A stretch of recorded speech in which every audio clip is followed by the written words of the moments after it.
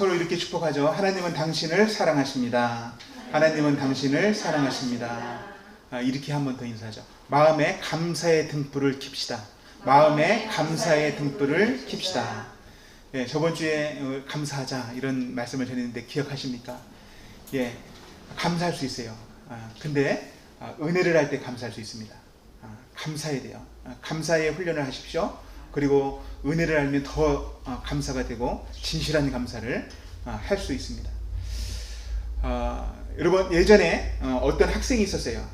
그 학생이 초등학교 때 있었던 일인데 아주 밝고 명랑한 학생인데 그 학생의 얼굴이 어두워졌습니다. 그 이유는 얼마 전에 학교에서 예전에 기생충 검사를 했죠. 기생충 검사를 했는데 딱 2명이 기생충에 걸린 거예요. 근데 그 기생충이 좀 위험한 기생충이었습니다. 간디스토마라는 기생충인데 이 기생충에 걸리면 죽을 수도 있다는 것을 그 학생들도 알고 있었어요. 그 당시에는 정말 위험했죠. 날것을 먹거나 민물고기를 먹을 때 걸릴 수 있는 병이고 죽을 수 있다는 것을 알았던 것입니다. 그래서 한 친구는 부모님이 신속하게 병원을 데리고 가고 약을 치료했어요. 한 친구는 너무 가난해서 어머니한테 얘기를 못했어요. 형편을 알기 때문에 차마 말하지 못했습니다. 근데 하루 지나고 이틀 지나는데 점점점 죽음의 위협 뭐 이런 것들이 오는 거예요. 낙심, 근심 이런 것들이 오는 겁니다. 그리고 친구의 소식을 들으니까 병원 갔던 그 친구, 약을 먹었던 그 친구가 점점 아파지는 거예요. 그리고 하루가 지나고 이틀이 지나고 10일, 한 달이 지나는데 그 친구가 학교에서 모습이 안 보여요. 몸이 약해져서. 그러니 병원을 가지도 못하고 약을 못 먹었던 이 친구는 어떻게 했을까? 이 학생은 정말 두려웠어요. 그래서 학교에서 집에 오다가 교회가 보였는데 교회를 다닌 적이 없어요. 근데 살고 싶은 거예요. 너무 두렵기도 한 거예요. 그래서 어떻게 했을까요? 교회로 들어갔습니다. 교회로 들어가서 처음에는 잘 죽게 해주세요. 용기를 주세요. 이렇게 기도하려고 했는데 막상 기도하니까 어떻게 기도했을까요? 하나님 살려주세요. 이렇게 기도한 거예요. 여러분, 만약 입장 바꿔놓고 기도해 본다고 합시다. 어떻게 기도할 것 같아요? 어떤 마음으로? 울며 히스기야 왕처럼 기도하지 않겠어요? 온 힘을 다해서 기도하지 않겠어요? 그 학생은 하나님을 잘 몰랐지만 그렇게 기도한 거예요. 10년 후에 어떻게 됐을까요? 약을 먹었던 그 친구는 안타깝게도 죽었습니다. 근데 이 기도했던 친구는 지금까지 살아있어요. 목사님이 됐습니다. 유명한 베스트셀러 작가가 되기도 하고 목회를 잘 하시는 목사님이 됐어요. 그 목사님이 이런 얘기를 해요. 그 병은, 그 고통은 나에게 축복이었습니다. 하나님을 만날 수 있는 축복이었습니다. 고통에도 하나님의 은혜가 있습니다. 고통에도 하나님의 축복이 있습니다. 이런 말을 하셨습니다. 여러분, 죽음의 공포 때문에 하나님을 만났다면 그것은 축복이죠. 고통을 가장한 하나님의 축복입니다. 여러분, 우리 인생 가운데 그런 축복이 있다는 것을 늘 기억해야 돼요. 내가 예수님 만나서 이 자리에 있는 거잖아요. 예수님께서 나를 구원해 주셨기 때문에 이 자리에 있는 거잖아요. 그것을 늘 기억하시기 바랍니다. 여러분, 하나님이 어떤 분입니까? 여러분들이 알고 있는 하나님이 어떤 분이에요? 여러분들이 성경책을 통해서 아니면 인생의 위기 가운데 만난 그 하나님은 어떤 분입니까? 창조주요, 생명의 주관자 아닙니까? 그렇게 믿는 줄 믿습니다. 성경책에 써있는 그 하나님은 어떤 분이에요? 예, 창조주라고 말합니다. 생명의 주관자요, 구원자라고 말합니다. 예수님이 유일한 우리들의 구원자입니다. 우리는 이거에 대한 생각을 너무 쉽게 잊어버릴 수 있다는 거예요. 하나님께 은혜를 받았고 예수 그리스도의 십자가의 은총 때문에 죄 용서를 받고 믿는 자가 되어서 이 자리에 있는 것인데 그 은혜를 잊어버린다고요. 정말일까요? 정말입니다. 얼마큼 잊어버릴 수 있을까요? 믿음이 점점 식어지고 희미해지고 감사가 사라지고 예배의 형식만 남게 되고 신앙이 변질이 되는데 얼마만큼 변질이 될 수 있을까요? 이것을 확인해 볼 필요가 있어요. 얼마만큼 변질이 될 수 있을까? 여러분, 우리 현실 가운데 검토를 해보면 답을 찾을 수 있습니다. 구원의 감격이 사라지고 있다면, 감사가 사라지고 있다면 약해지고 있는 거예요. 변질되고 있는 거예요. 그리고 변질되다 보면 어느 정도까지 변질되냐면 불신자보다 못한 신앙이 됩니다. 목사님, 설마요? 있을 수가 없습니다. 저는 장로교 신자인데요. 언약의 교리를 믿는데요. 아니에요. 성경 말씀을 보세요. 그리고 현실을 정확하게 직시하십시오. 예수님 믿다가 교회 다니다가 떨어진 사람들이 얼마나 많은데요. 성경 말씀에 보십시오. 출애굽기를 보면 이스라엘 백성들이 가장 힘들고 가장 위기였을 때 하나님께 기도했어요. 살려달라고. 그래서 하나님께서 모세를 보내서 그들을 구원했습니다. 살아났죠. 이집트에서 탈출했어요. 그런데 시간이 지나고 시간이 지나자 어떻게 되었습니까? 하나님을 버렸습니다. 이스라엘 백성들이 우상 숭배자가 되었습니다. 그것이 구약 성경에 써 있잖아요. 불신자보다 못한 신앙을 그들이 가졌단 말입니다. 여러분, 오늘 히브리서 서신도 이와 비슷한 이야기가 진행되고 있는 상황이에요. 이들은 예수님을 잘 믿었던 사람들이에요. 예수님의 십자가를 아는 사람들이에요. 부활의 소식을 들었고 제자들의 간증의 이야기를 들었고 그들의 편지를 들었고 성령의 역사하심을 눈으로 보은 사람들입니다. 이 히브리서를 받는 이 사람들은 믿음의 사람들이에요. 근데 시간이 흐르면서 점점 약화된 거예요. 예수님을 믿는다는 이유로 유대인들의 핍박이 왔어요. 손해를 보게 됩니다. 현실적인 손해를 보게 돼요. 그리고 심하게는 죽음의 공포들이 찾아왔습니다. 죽음의 협박이 왔어요. 그리고 또 다른 한편에서는 유대교에서 유대인들이 회유했습니다. 유대교로 다시 돌아오자. 유대교로 다시 옛 신앙으로 다시 돌아와라. 유대교에도 하나님이 있지, 말씀이 있지, 기도가 있지, 제사도 있다. 이런 회유에 이 히브리서 서신을 받는 사람들은 흔들렸습니다. 옛 신앙으로 돌아갈까? 옛 신앙으로 돌아갈까?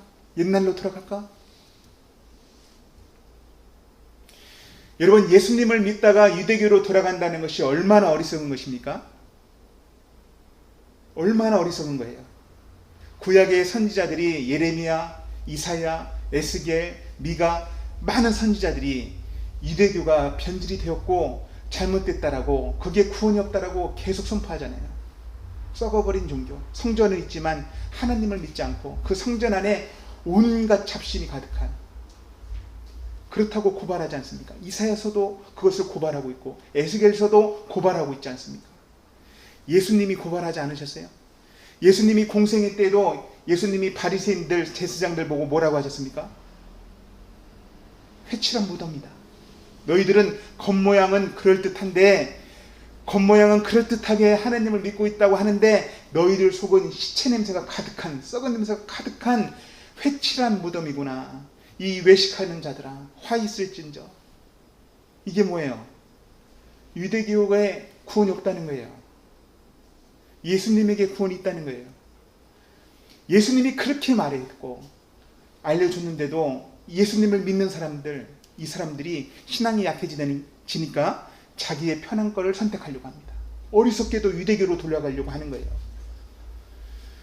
이 얘기를 제가 왜 강조합니까? 우리들도 그럴 수 있다는 거예요. 최고로 편한 신앙으로 우리가 초점을 맞출 수 있다는 거예요. 가장 쉬운 신앙으로. 제가 처음에 말했던 그 학생이 하나님께 기도할 때, 살려달라고 기도할 때 최고로 쉬운 신앙일까요? 아니에요. 그 책에 보면요, 그 목사님이 뭐든지 다 할게요. 하느님 살려만 주면 뭐든지 다 할게요. 진실한 기도를 하는 거죠. 다 할게요. 초신자도, 감믿은 신자도 진짜 하나님께 도움을 구할 때는 그렇게 구한단 말이야. 근데 신앙을 가졌다고 하는 사람들이 약해지다 보면 최고로 편한 신앙, 주일 성수도 못해요. 주일 성수를 못해. 헌금 못 드려. 코로나 시대를 거치면서 교회 안 가. 집에서도 예배를 제대로 못 드려. 이렇게 변질이 된다고요. 괜찮습니까? 난 믿어서 구원 받으니까 괜찮아요? 그것은 자기 합리화죠. 자기 합리화예요. 히브리서 서신에 있는 사람들은 더 큰 압박을 받고 큰 고민을 했는데 이 말씀이 주어졌단 말입니다. 그거 잘못된 거야. 돌아봐라. 여러분, 그래서 히브리서를 보면요, 히브리서의 옛신앙으로 돌아가는 자들에게 무엇을 말씀해요? 히브리서를 처음부터 쭉 읽다 보면 우리가 너무 잘 알죠. 말씀도 많이 들었죠. 근데 처음부터 뭐라고 말합니까? 예수 그리스도가 누구신가? 천사보다 뛰어나신 예수 그리스도. 왜요? 그 사람들이 유대교로 돌아가다 천사 숭배 사상으로 돌아가려고 하기 때문입니다. 그리고 누구보다 위대한 예수 그리스도라고 말합니까? 모세보다 위대한, 너희들이 유대교에 있는 율법보다 위대한 예수 그리스도를 말해요. 그리고 제사장보다 위대하신 예수 그리스도, 너희들 성전, 유대교에 있는 성전, 그거보다 위대하신 예수 그리스도, 참 대제사장이신 예수 그리스도, 그 예수 그리스도를 말하는 것이 히브리서예요. 참 제사가 무엇인가? 참 제사장이 무엇인가? 얼마나 뛰어난가? 너희들이 믿고 있는 신앙을 굳게 붙잡아라. 이렇게 말하는 것이 히브리서입니다. 여러분, 우리도 생각을 해봐야 돼요. 내가 예수님 처음 믿고 하나님께 나갈 때 어떤 모습이었는가? 내가 가장 어려울 때, 기도할 때 내가 어떤 자세였는가? 한번 생각해 보십시오. 그런 적이 한 번도 없습니까? 그런 적이 한 번도 없으면 안 돼요. 있겠죠. 있겠죠. 그때 그 순수함을 다시 한번 기억하십시오. 다시 한번 인식하십시오. 그래야지 오늘 말씀을 통해서 은혜를 받을 수가 있어요. 주님의 놀라운 은혜, 어떤 분은 육체의 치료도, 어떤 분은 생명의 은혜도 받았을 거예요. 우리 권사님은 그런 간증이 있는 줄로 압니다. 생명의 은혜를 받았어요. 누가 뭐라고 해도 주님이 하셨습니다. 이건 내가 한 것이 아니라 주님이 하신 것입니다. 이 구원의 경험을 계속 잘 기억해야 돼요. 얼마나 감사했습니까? 그 당시 얼마나 순수했습니까? 그래서 새벽 기도도 너무 기쁘게 기도했고, 철야 기도도 나갔고, 회개할 때는 눈물로 회개를 하고, 감사할 때는 지나치게 감사도 해보고, 금식도 해보고, 모이기를 기뻐했고, 하나님을 찬양하기 위해서 기도하지 않았습니까? 하나님을 찬양하기 위해서 힘을 다하지 않았습니까? 성령 충만하기 위해서 부르짖어보도 보고 그 앞에 나가기도 하고. 근데 지금은 어떠냐고요?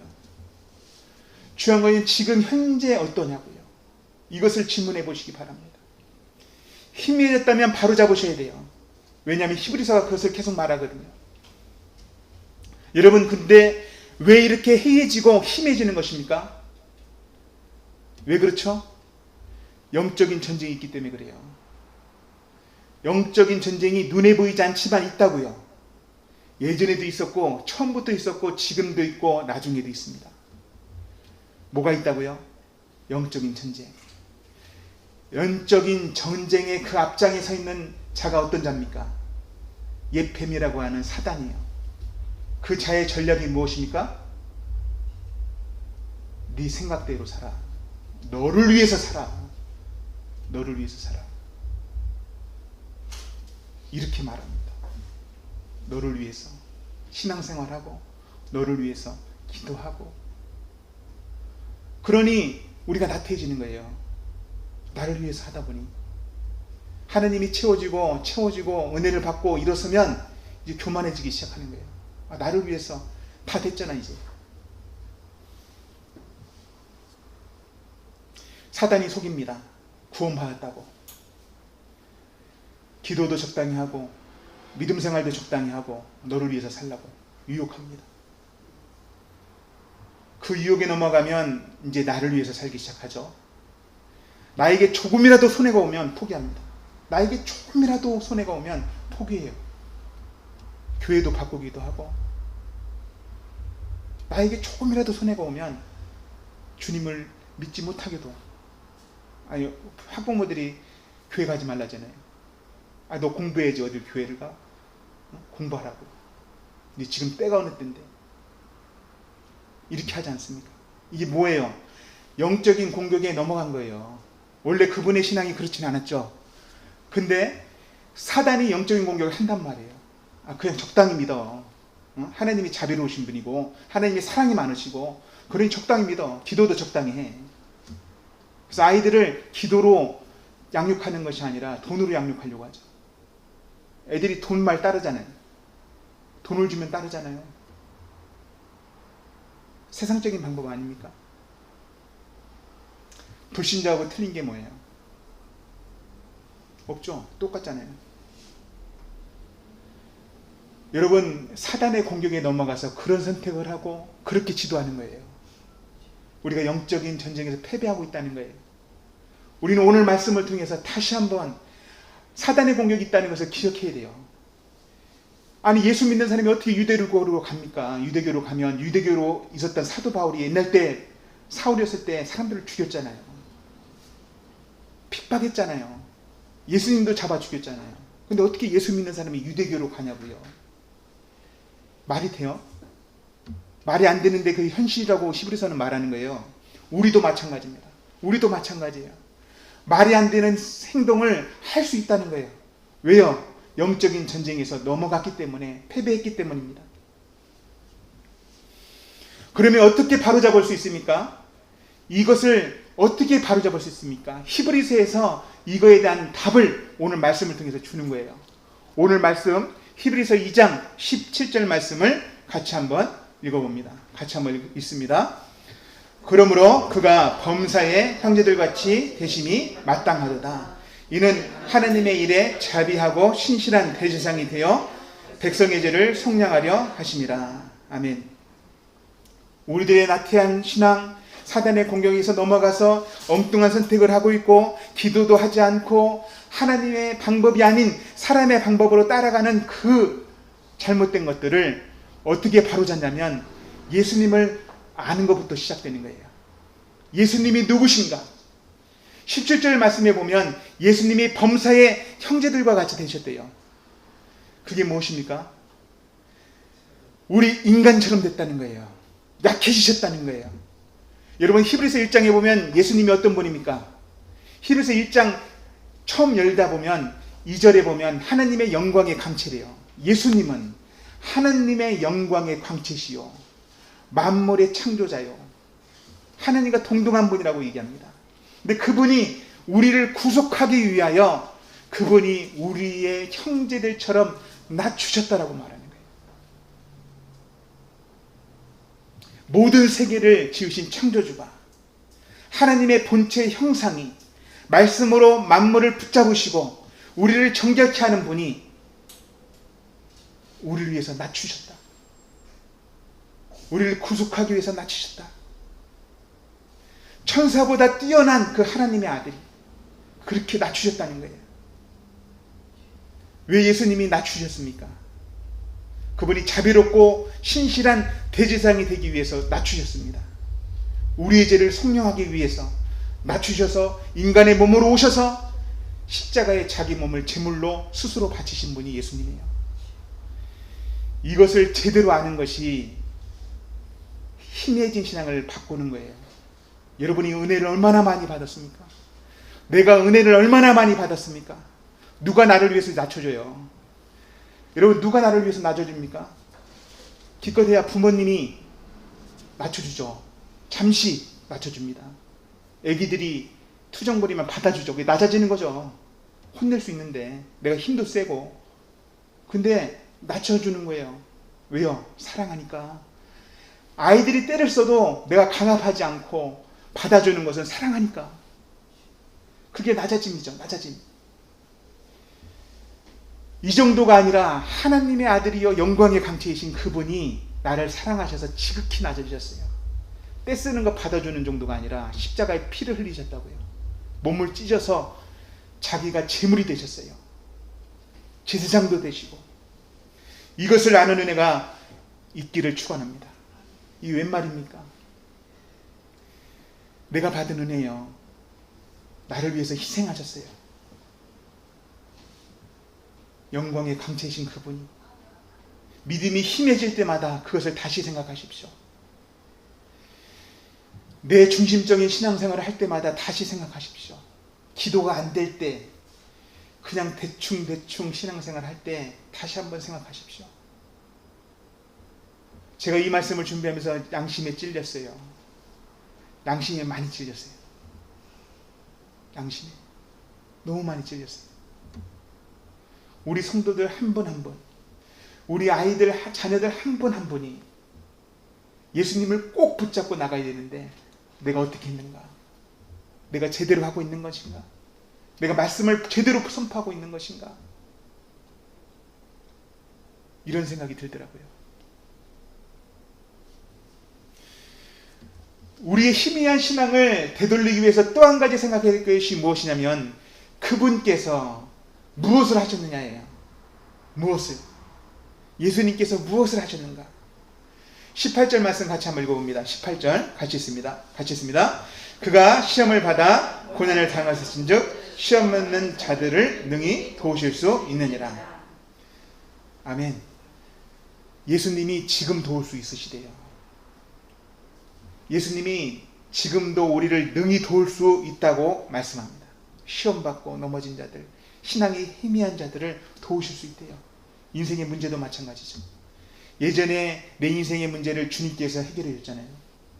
내 신앙을 붙잡아 줬고 세상에 빠져있는 나를 건져줬잖아요. 지금도 도울 수 있답니다. 우리의 해이해진 신앙, 사단의 유혹에 넘어가서 엎어져 있는 신앙을 구원해 줄 수 있는 분, 붙잡아 줄 수 있는 분, 도와줄 수 있는 분은 예수님이라는 것을 믿으시기 바랍니다. 그분이요. 그분 앞으로 나가십시오. 너희들을 도울 수 있는 분은, 지금도 너희들을 도울 수 있는 분은 예수로서다. 그분이 능히 도울 수 있다. 이전에도 지금도 도울 수 있다 라고 말씀하십니다. 어떤 학생은 하나님께 기도했고요, 어떤 학생은 약국을 갔어요. 근데 하나님이 도우셨죠. 우리 인생도 마찬가지죠. 우리 인생도 마찬가지입니다. 세상의 방법으로 안 되는 게 있어요. 하나님의 은혜로 되는 게 있어요. 너무 현실적으로 과학적으로만 생각하지 마십시오. 하나님의 은혜를 붙잡으십시오. 자녀의 문제 어떻게 할 거예요? 내 자녀들이 커서 예수님을 안 믿으면 어떻게 할 거예요? 둘 겁니까? 그날이 오기 전에 깨어 기도해야 돼요. 하나님 붙잡아야 돼요. 약속의 말씀을 믿으십시오. 약속에 능히 도울 수 있다. 지금 능히 도울 수 있다. 나를 건지신 하나님께서 우리 자녀들을 건질 수 있다는 것을 믿고 기도하십시오. 기도하십시오. 시험하는 자가 적당히 믿어라, 적당히 기도하라, 예전으로 돌아가라. 시험합니다. 그것을 뿌리치시기 바랍니다. 오늘 히브리서 말씀 3장 1절부터 6절까지는 누가 믿는 사람이냐, 누가 믿는 사람이냐 이것을 알려줘요. 여러분들 이 말씀을 너무 잘 알아서 제가 자세하게 풀진 않아요. 근데 쉽게 정확하게 알려드리면 누가 믿는 사람이냐 이것을 알려줍니다. 그리고 믿는 사람이 정말 행복할 수 있다라는 믿음도 줍니다. 1절 말씀을 한번 읽어보죠. 1절 말씀, 3장 1절 말씀 같이 있습니다.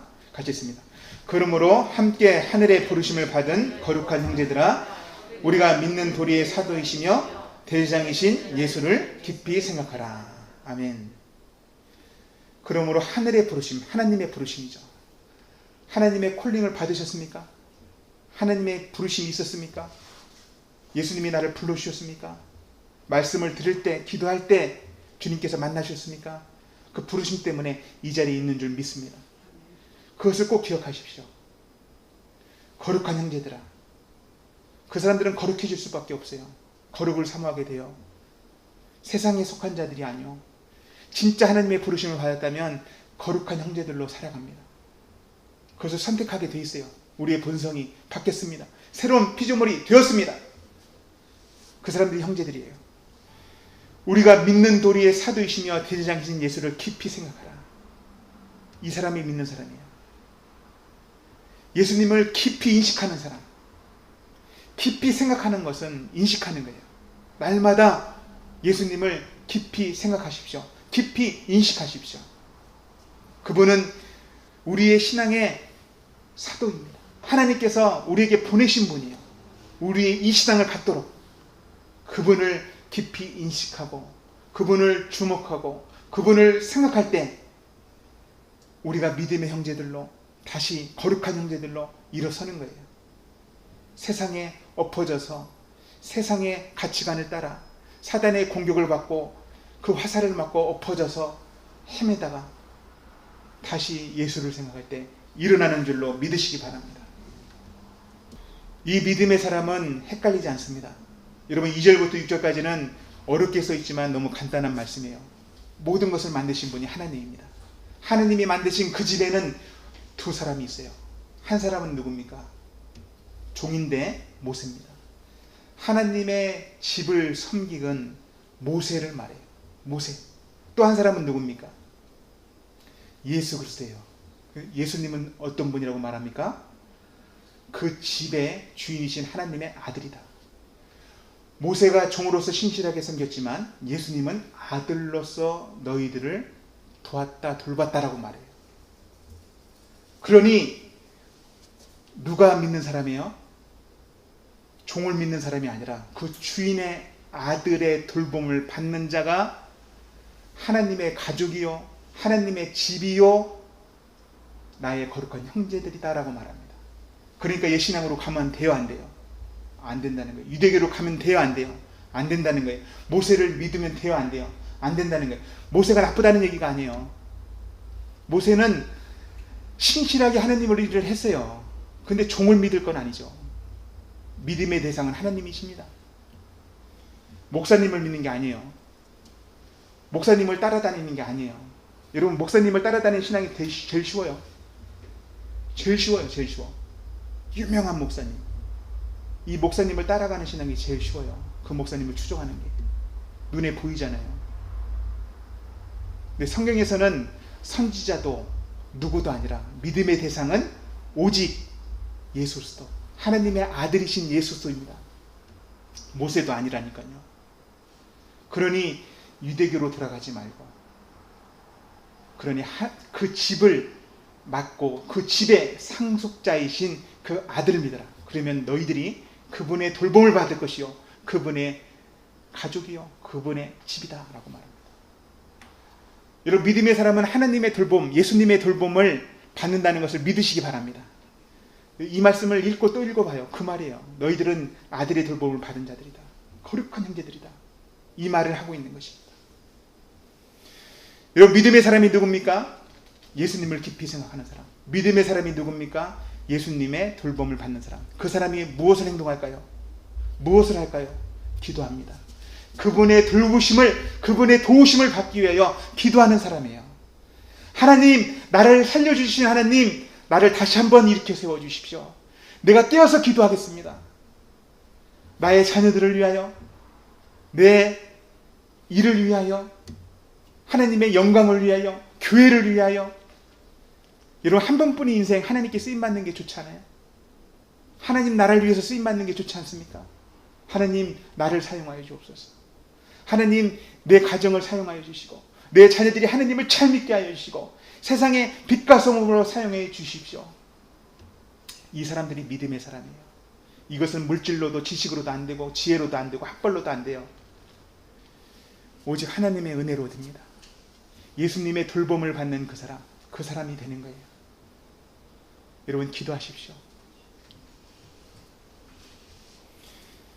6절 말씀만 읽어보죠. 6절 말씀 3장 6절 말씀 같이 읽겠습니다. 같이 읽습니다. 그리스도는 하나님의 집을 맡은 아들로서 그와 같이 하셨으니 우리가 소망의 확신과 자랑을 끝까지 굳게 잡고 있으면 우리는 그의 집이니라. 아멘. 이 사람이 행복한 거예요. 우리는 그의 집이니라. 우리는 그분의 가족이니라. 그분의 집이고 그분의 가족이면 그분의 돌봄을 받는 거예요. 그분 것이기 때문에 어떤 것도 그분의 손에서 빼앗을 수 없는 것이에요. 이 사람이 행복한 사람이에요. 예수님의 돌봄을 받는 그 사람, 그것을 믿는 그 사람, 의지하는 그 사람이 행복한 사람인 줄 믿으시기 바랍니다. 돈 때문에 행복한 사람이 아니라 나의 어떠함 때문에 잘생긴 것 때문에 행복한 사람이 아니고 나의 어떤 것 때문에 행복한 사람이 아니라 예수님 때문에, 주님 때문에 행복한 그 사람, 그 사람이 저와 여러분 모두가 되시기를 축복합니다.